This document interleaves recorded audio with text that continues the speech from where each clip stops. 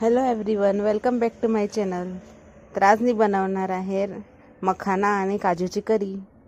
ही ना खूपच स्वादिष्ट बनते आणि आपण ही करी ना गावरान पद्धतीने बनवणार आहे. तर चला मग बनवूया. तर मी एक पॅनमध्ये ना अर्धी वाटी काजू आणि एक प्लेट मखाने टाकून ना थोडंसं तेल टाकून ना लो फ्लेमवरती रोस्ट करून घेणार आहे. हे ना 2 मिनटं फक्त रोस्ट करायचे. खूपच क्रंची आणि छान टेस्ट लागतो याचा. आणि असं पण मखाने आपल्या हेल्थसाठी खूपच चांगले. त्याच्यामध्ये प्रोटीन आणि फायबर खूप जास्त प्रमाणामध्ये असतं.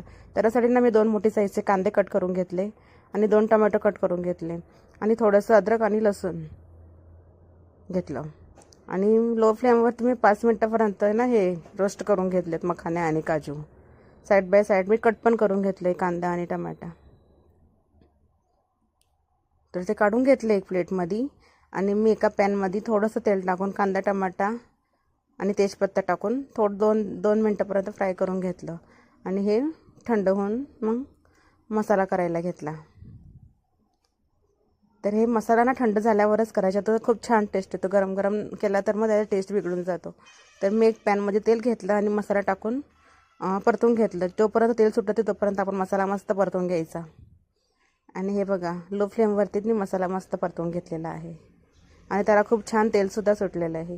त्याच्यानंतर आपण सगळे मसाले टाकायचे. मिरची पावडर, गरम मसाला, धना पावडर, हळद, सगळे मसाले टाकून 5 मिनटापर्यंत परतून घ्यायचे, मसाल्याला तेल सुटेपर्यंत.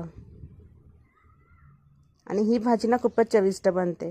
आणि आता श्रावण महिना चालू आहे. जे नॉनव्हेज खाणारे असतील त्यांच्यासाठी ही बेस्ट आहे.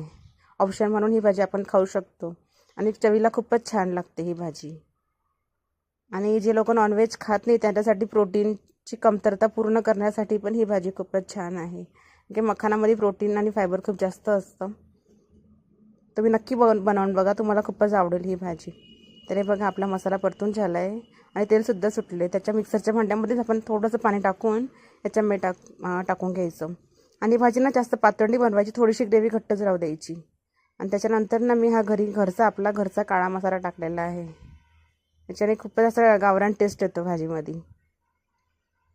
हे मसाला टाकून 2 मिनटं परतून घेतलं फक्त. त्याच्यानंतर आपण मखाने आणि काजू रोस्ट केलेले टाकून द्यायचे. 15 ते 20 मिनटातच ही भाजी रेडी होऊन जाते आणि खूपच छान बनते.